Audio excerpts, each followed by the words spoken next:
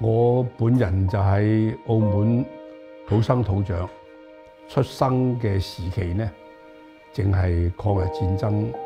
我哋正係一個苦難嘅年代。我覺得人嘅命運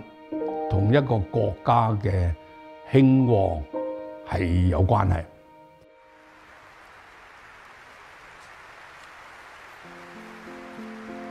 回歸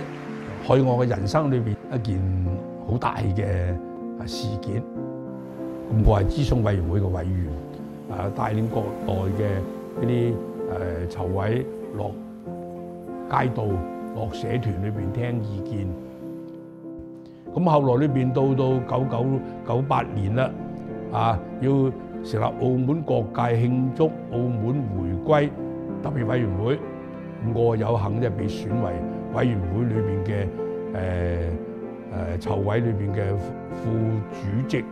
兼基本法嘅慶委會嘅主任，為澳門嘅回歸前夕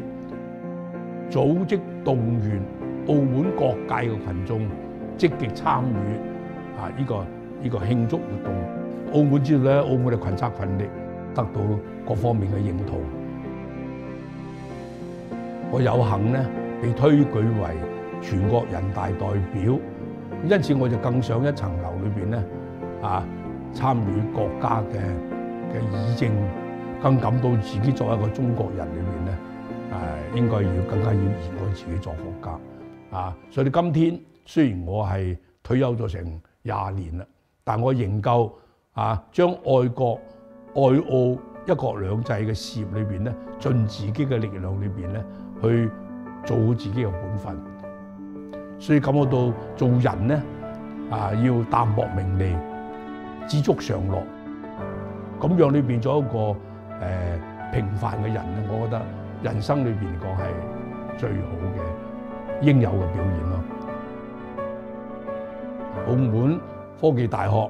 推選我作為一個首屆嘅榮譽院士，咁當然咧係既然係咁樣決定啦，我自己戒驕戒躁，繼續裏邊咧做我係有生之年裏邊咧都做自己愛國愛澳嘅事業，為國家嘅現代化嘅建設添磚加瓦。